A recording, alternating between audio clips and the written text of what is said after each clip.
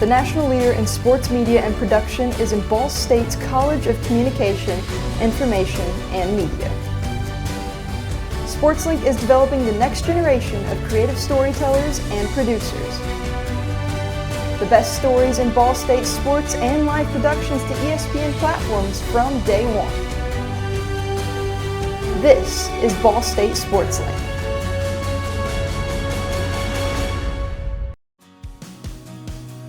Victory Honda of Muncie is proud to support the student athletes at Ball State and the students in SportsLink. For more info, visit victorymuncie.com. Coming up on this episode of SportsLink Stories, Ball State men's volleyball continues to soar. Ball State softball is shining on the diamond. And a men's basketball player has a history in the ring. These and more this month on SL Stories.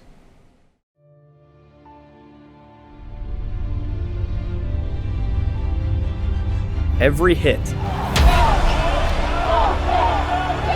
every spike, every goal,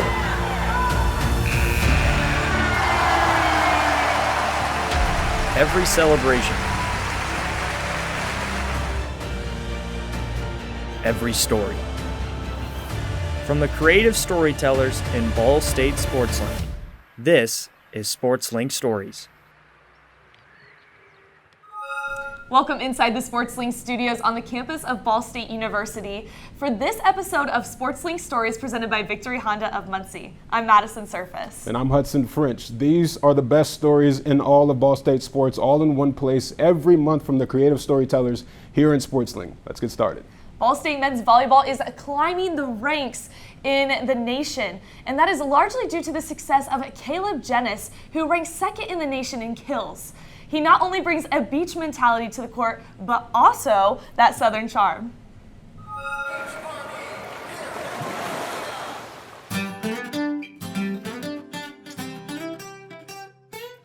Back in South Carolina, we have a lot of really nice things. We got palm trees as far as you can see.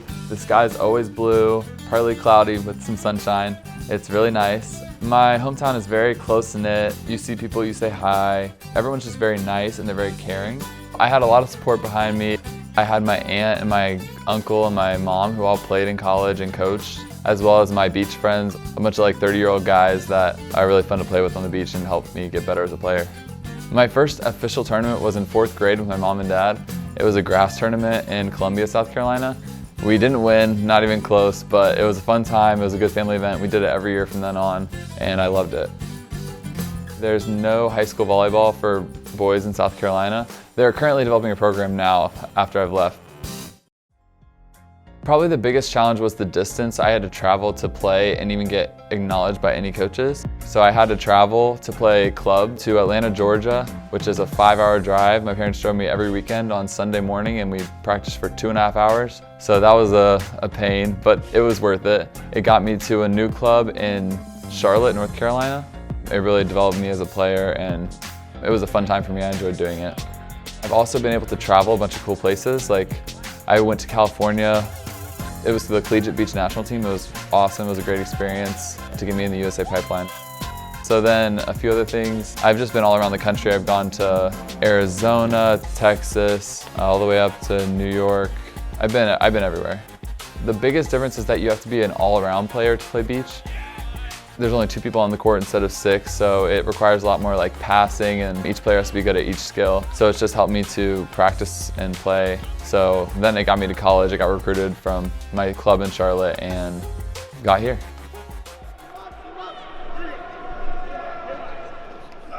Ball State has really helped me to grow and expand outside my shell. I've gotten more comfortable, more social, just happier, honestly. And then on the court also, the transition from when I was a freshman coming in to right now is insane and unbelievable. Kaleb Jenness is a high spirit, loves volleyball competitor. His passing is next level. His attacking in games, there aren't many guys who can slow him down. And his IQ of the game is pretty legit. I'm thankful for all the coaches that have helped me get there, the team, the players, the staff. It's insane. I'm really happy with where I am and I'm looking to go further. Kaleb he really is a special player. In my previous role, I've coached 3 different individuals that were multi-recipients of Player of the Year awards. And Kaleb is that level of a guy. I think he deserves all of the awards / the team awards that we're going to get because of him at the end of the season, because he's that next level and he'll go on to play for a long time after this. He has a different love for the sport, and I think that goes such a long way for him. He's just so even kill. He doesn't get too excited, and his lows are not too low. And I think that speaks to his volleyball as well, but that's more character and just his vibe.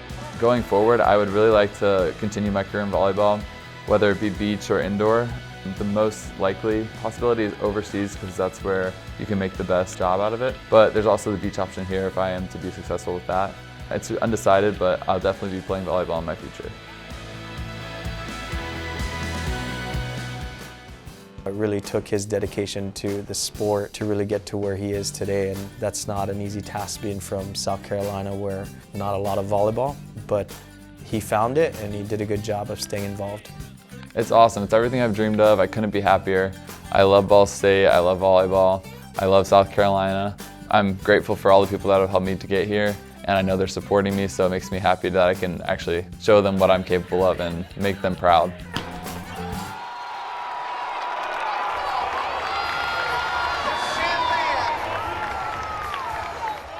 You can catch Jenness and the Cards in Worthen Arena a few more times this season with home matches on March 31st and April 2nd, followed by the MIVA tournament in mid-April. Be sure to follow SportsLink coverage on the team.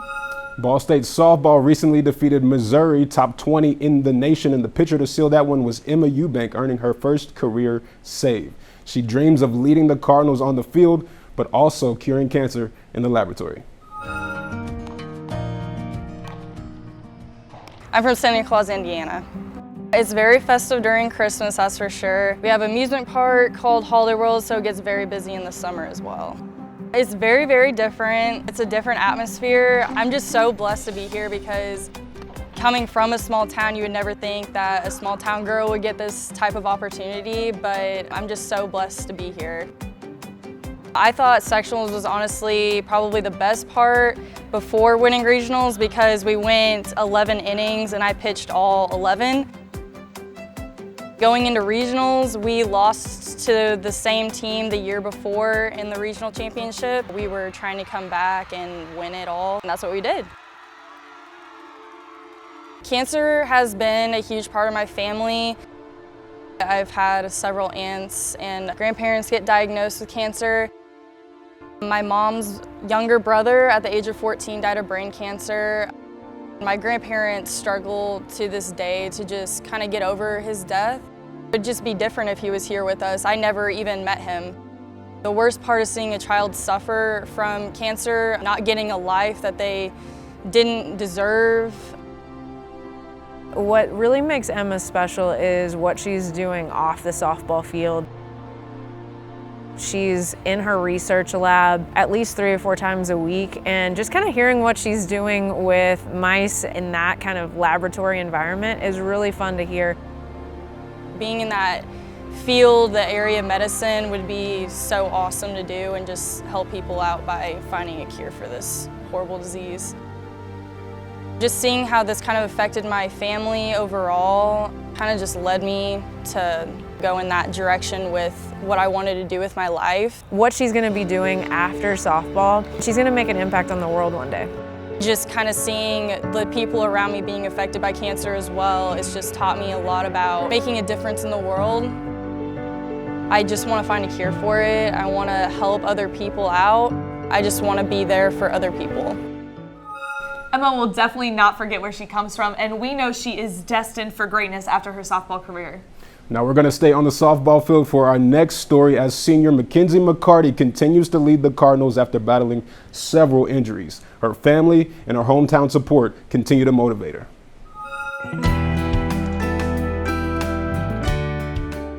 I'm from Alexandria, Indiana. I grew up on a farm. I was involved in 4-H, showing cattle. It taught me so much growing up. I think it's the main reason as to why I'm here at Ball State. I feel like I'm a million miles away from home, but when I'm feeling homesick or I want a home-cooked meal, I just drive down the road My family means everything to me, so, and they're my biggest supporters. They come to as many games as they can. Actually, my great-grandmas, they come to everything. They are softball admirers. They just love it. She's got a lot of support around her in this community, so it's really fun to watch her, and especially when we're home and she gets to bring, you know, her family and friends around, and she really is kind of like our mother hen of the group.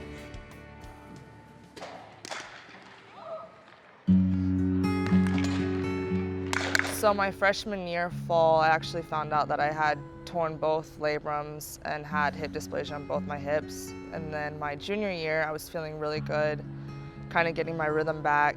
And then just before conference started, I broke 2 fingers and had a bone bruise and another one. Right before I broke my hand, I actually found out that I had retore both my labrums and my hips. And I'm still dealing with that now, and I probably always will be for the rest of my life. My teammates, my family, my friends, just everybody's been so supportive and been my why, my reason. You know, when she's doing well, the whole team is rallying behind her. You know, it's just exciting to watch her, especially this year being voted a captain. It's really special for her. That leadership role is a lot to me, and I wouldn't call it pressure or trying to fill certain shoes. I'm just being me. My biggest goal is to have fun this year. Over the years, it hasn't been the easiest journey, and I miss having fun with the game that I love the most. Now, after overcoming all of that adversity, it's great to see how much support she's receiving. Absolutely, she is such an inspiration. Now, moving on to the other diamond at the First Merchants Ballpark Complex, the baseball team is off to a strong start in the MAC. And we asked those most influential to the Cardinals to write the players some letters. Let's take a look.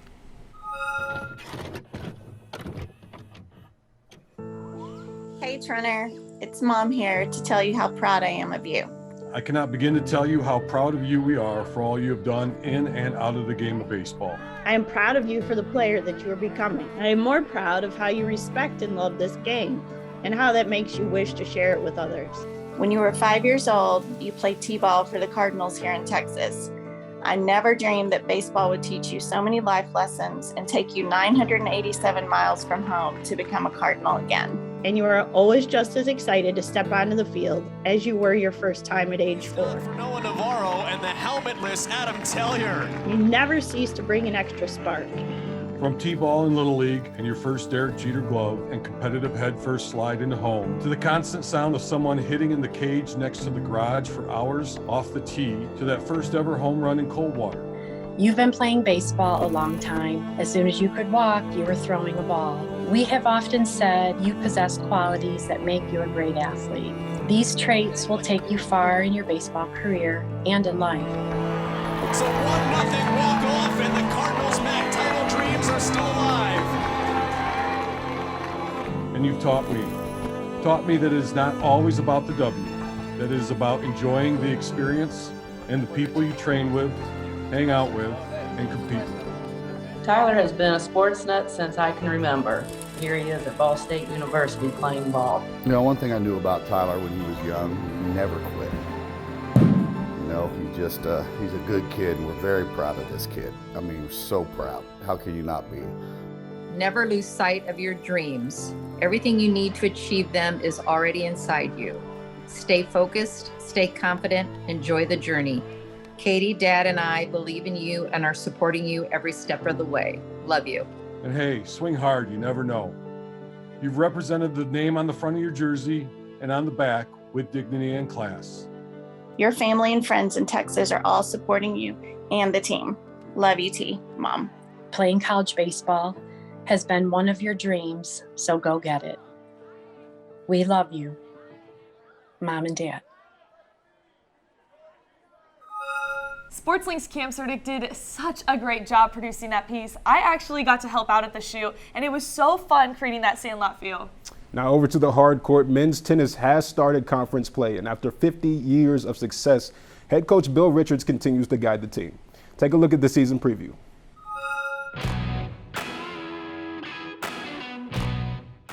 Last season was, I thought we had a really good year, and a little disappointing. We couldn't win the conference. We felt we were good enough to win, the Mid-American Conference, but fell a little bit short there. But overall, we had a lot of good wins last year, with probably highlighted with the big win over Notre Dame. We really only had a couple weeks as a team to practice, and then we got into our off-season segment, so it really became individual commitment for each person to know exactly what they had to work on. And so far, from what I've seen early in the season, I think everyone has done a good job of putting themselves in position to move forward.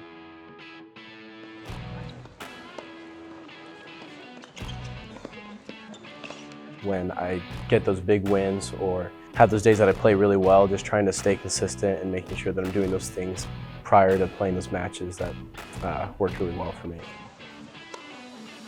The culture has been probably my favorite thing out of coming to Ball State Tennis. I absolutely love the guys. We get along extremely well. We hang out all the time off the court. Certainly our number one goal is to win, the Mid-American Conference regular season, win the tournament, go to the NCAA tournament. I have full confidence that this team is capable of doing that. We were capable of it last year as well. As a team, ultimately the goal is just to win the MAC. That's all our eyes are set on right now. It's just trying to win the MAC, going into the conference season, playing well and coming through and potentially coming out with a ring. And that's the ultimate goal in the end. Wow, 50 years of success and still grinding on the court. Now we're going to shift gears from the tennis courts onto a basketball court and onto the streets of Cleveland. Miryne Thomas grew up in the concrete jungle, where he found his safe place in the boxing gym. And now, in just a few short weeks, he'll graduate from Ball State.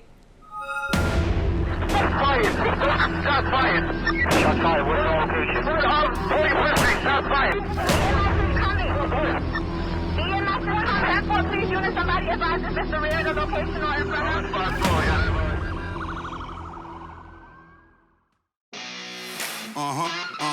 yeah. Blood stain. Come on, yeah. Come on, yeah. Come on. You better give me that, yeah. I describe Cleveland, Ohio as the jungle. There's beautiful parts of the jungle and there's dangerous parts of the jungle. And I feel like as a native, there are places in Cleveland that you don't want to see. One of them is my community where I grew up. For me, that's the heart of the jungle. That's where I'm from. That's where majority of the crimes happen in Cleveland. Now the pandemic's over, I'm moving like Bob Marley. I'm a Buffalo soldier, and I ain't sorry. We weren't liked by the kids from the other neighborhood. And a couple of times where I would go out with my friends just to have fun, and we would get caught in sticky situations where we didn't know if we was gonna make it home safe.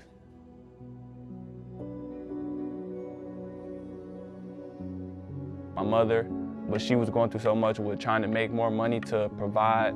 See my mother struggle, see my mother going through mental breakdowns. It kind of encouraged us to have her back. So whenever I get to my low points or I get to my mental breakdowns, I'll call my mother and we'll talk on the phone and we'll just let everything out. Life without a father didn't affect me until I would say I was around 13 or 14. My voice started to get deeper. I started to really develop muscles and I started to look for a father to be able to say, okay, I want to be like him. I talked to my father the Christmas of 2020, and we had sat down for 2 or 3 days over the phone for several hours, and we just tried to talk everything out. I tried to find ways to try to rekindle the relationship that we should have had over the past 15, 20 years. And within the next week, slowly but surely, the communication just disappeared.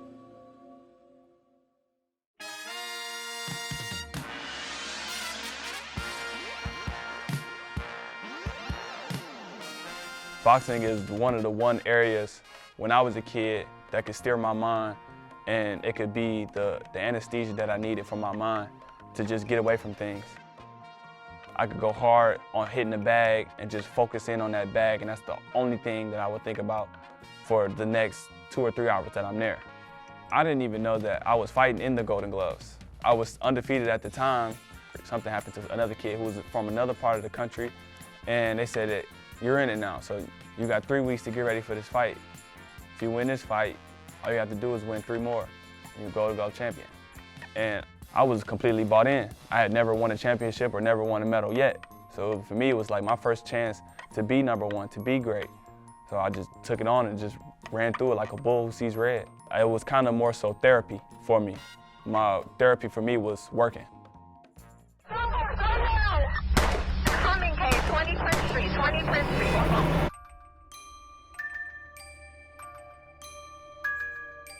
I had a friend named Muddy at the time. He was the only one of my friends who would tell me, hey man, you special. You know, eventually you gotta get up out of here. But me, at the time being 15, 16, I'm only thinking about what's coming in the next hour or two. You know, how we finna make some money, or what party are we gonna go to, or what girls are we going to meet. And he used to always tell me when we would just sit in his basement and just watch TV, he was like, hey man, you special. You know, he would always tell me that, but I never really took him serious until it was too late.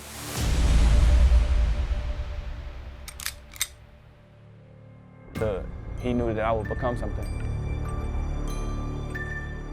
And he was with 20-year-olds when it happened. He was with guys that was way above our age group. I was actually at the gym working out. And I got done working out and I got 20 missed calls and 30 text messages.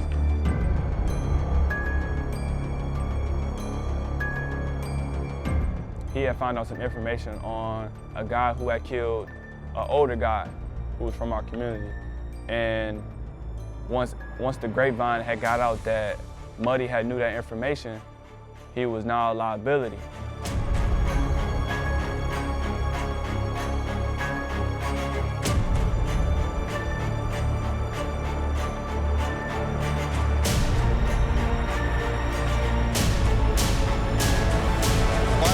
In the city of Cleveland, with 5 homicides and 4 shootings just in the last 48 hours.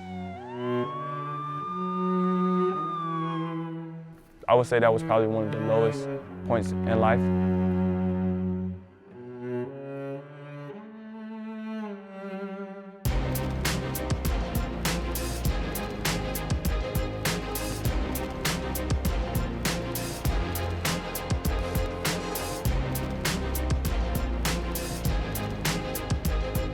My junior year went well. It was my first full season of playing basketball. I had the opportunity, thanks to my mentor, Richard Starr, I was able to play for King James Shooting Stars, which was in one of the most top AAU leagues, the EYBL. And I was a role player on that team at times, but I had fell in love with being on a great team. We had the top players from the state, and I was one of the guys that made it.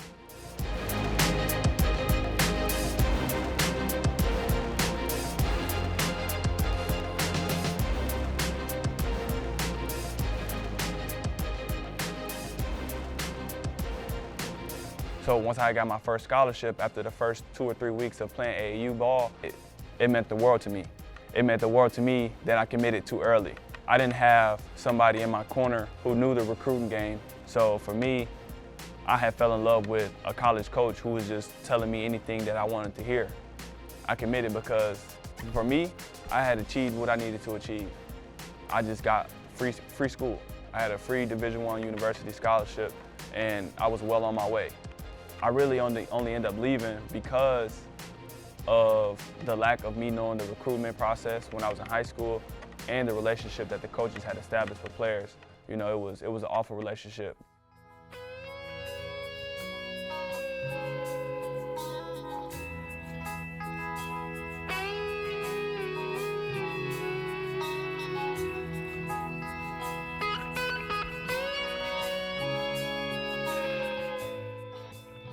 I was looking for somewhere that I had the most room to grow. I didn't want to be the tallest plant. I wanted to be the plant that had the most roots, you know, because over time, that plant's going to be the one that lasts the longest. So I was looking for the place that had the biggest room for me to grow. It just felt like it was supposed to work. It felt like this is where I needed to be.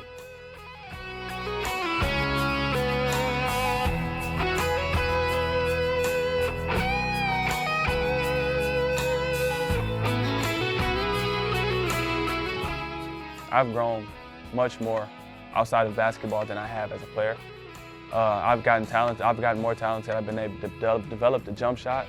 My freshman year in college basketball, I shot like 17% from three, and now I'm a career 40% shooter here at Ball State.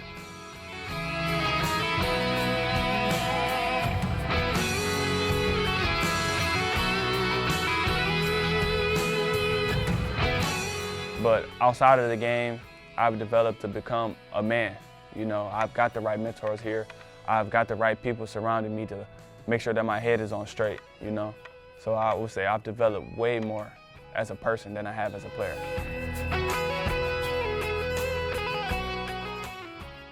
I believe that playing professionally is in my near sight, but I also feel that there are many things to come. I have a lot in my bag. I have a lot of tools in my bag. I plan to start an AAU team. I plan to start a team, a basketball team. I want to have a team, and I want to coach that team, you know, because one thing that I have gotten better at as a player is the mental part of the game, and I feel like I can give that to the next generation. And if I do ever come across a kid that comes from King Kennedy, I'm gonna be on that kid hard. I'm gonna want that kid to be the next LeBron James.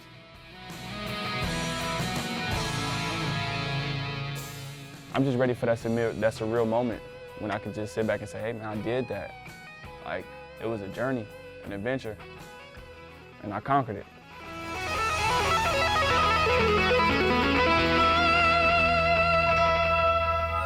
It's inspiring to see how Miryne continues to excel with every opportunity. And with that, our show has come to an end. Wherever you may be watching, online, television, or streaming, we thank you for spending the last 30 minutes with us here in SportsLink. And for the best stories in Ball State sports, live broadcasts, and cinematic highlights, follow us at BSU SportsLink on Twitter, Facebook, and Instagram. And we'll see you next month for the next episode of SL Stories presented by Victory Honda of Muncie.